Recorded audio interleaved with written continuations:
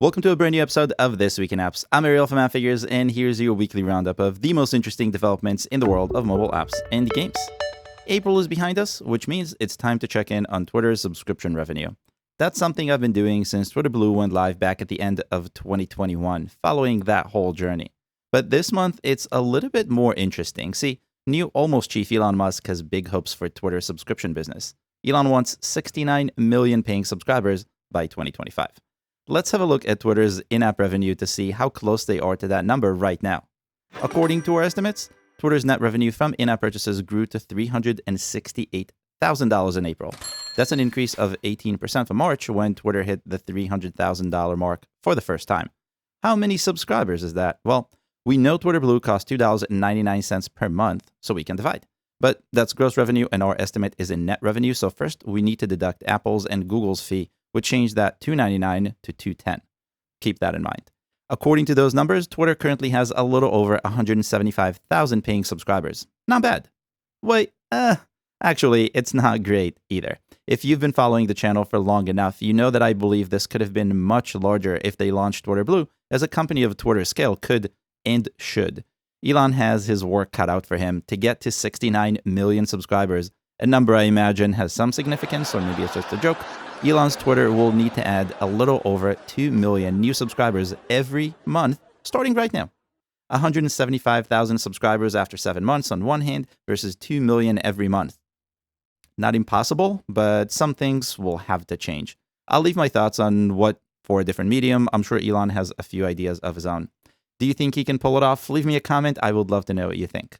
Next, I crunched the numbers and ranked the most downloaded apps in April, and I'm excited to share that things are pretty much the same as March, with a few tiny exceptions. And by the way, I looked at revenue last week. I'll link to it at the end of this video in case you missed it. TikTok was the most downloaded app in the world in April. Again, it made its way into 51 million devices according to our estimates, which is a lot like March. Rival Instagram was right behind it with 47 million estimated downloads. It was the most downloaded app on Google Play and the third most downloaded app in the App Store, having been pushed a spot down by Google Maps. Now, Google Maps is not a stranger to the most downloaded apps in the App Store list, but it's had a great run in April. Whether it's true scientifically or not, I don't think it is. It feels like COVID's all gone, and the downloads certainly reflect that, which is why people need a map. Meadows Trio is still at the top overall, but in April, WhatsApp Business also joined the list, having had a strong month on Google Play. Spotify, another icon that's not a stranger, but also not always here, snagged the last spot from official closer CapCut. But not because CapCut didn't make it. It sure did, landing in 7th place this time, so it's going up. Give it a few more months, and it's sitting pretty at number 5. That's my bet. Together, the top 10 most downloaded apps in the world had a combined total of 318 million estimated downloads in April. A smidge shorter than March, but nothing to write home about, in my opinion. I also crunched the numbers and ranked the most downloaded games in April, and even though this list has a variety of hyper-casual titles, I think it's obvious that a whole year in, Apple's app tracking transparency is continuing to make ROI positive advertising a serious challenge.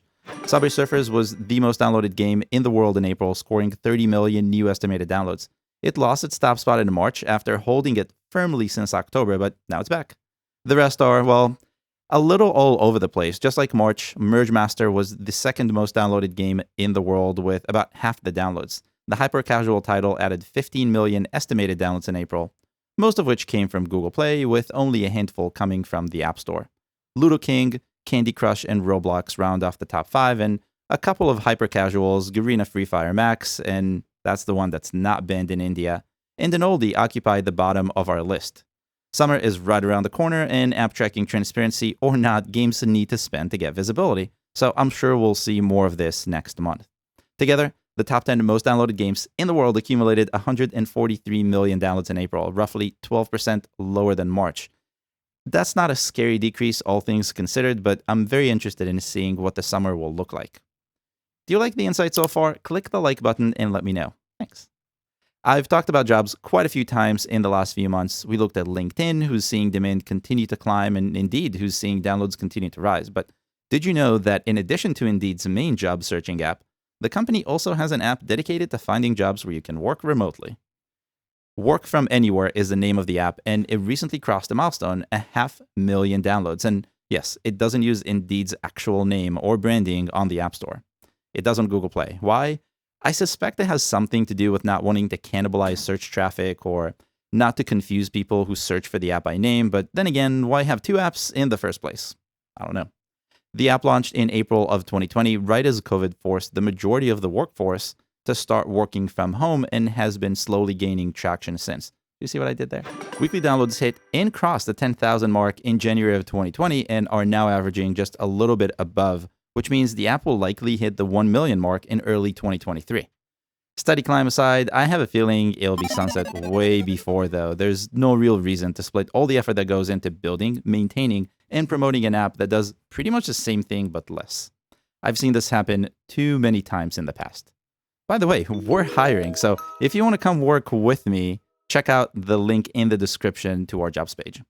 Now, 2022 is seeing the return of everything IRL, from concerts to sports and vacations.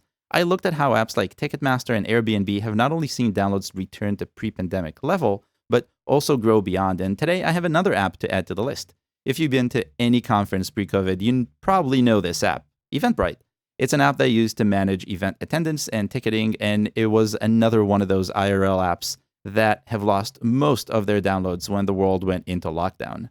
Weekly downloads, which peaked at 242,000 at the end of 2019, according to our estimates, dropped to as low as 28,000 in April of 2020.